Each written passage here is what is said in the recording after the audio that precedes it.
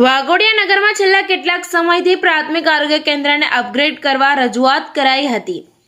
ઘણા લાંબા સમય બાદ ધારાસભ્ય તેમજ ગ્રામજનોની રજૂઆતને પગલે આખરે સરકાર તરફથી CHCની મંજૂરી મળતા આરોગ્ય અને પરિવાર કલ્યાણ વિભાગના 4.85 કરોડ ખર્ચે નવા સામૂહિક આરોગ્ય કેન્દ્ર બનાવવા માટેનું ભૂમિપૂજન ધારાસભ્ય ધર્મેન્દ્રસિંહ વાઘેલાના હસ્તે કરાયું હતું।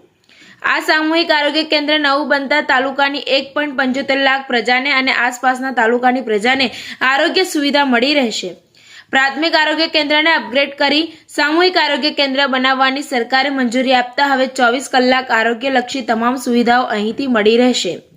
ઉપરાંત વાઘનાથ મહાદેવ મંદિર પાસે આવેલા તળાવના બ્યુટિફિકેશન માટે 3 કરોડ 25 લાખના ખર્ચે તળાવ ફરતે સુરક્ષા વોલ, 3 મીટરનો પાથ, લાઇટિંગ સહિત અનેક વ્યવસ્થા સિનિયર સિટીઝનો માટે કરાશે।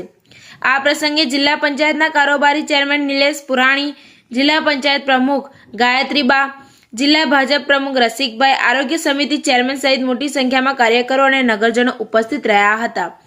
TV18 ન્યૂઝ નેટવર્ક સાથે reporter Siraj Mansuri, Waghodia.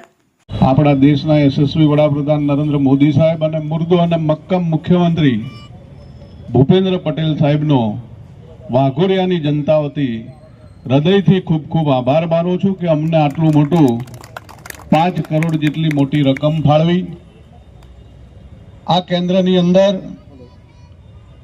General OPD દાખલ થવાની સુવિધા, નિષ્ણાંત ડોક્ટરો દ્વારા સારવાર, 24.7 અદ્યતન ઇમરજન્સી સારવાર, સુવાવડની સુવિધા, લેબોરેટરી અને એક્સરેની સુવિધા, દાંતનો વિભાગ, ફિઝિયોથેરાપી દ્વારા સારવાર, આંખનો વિભાગ, તમામ પ્રકારની રસીકરણ, સિકલ સેલ રોગની સારવાર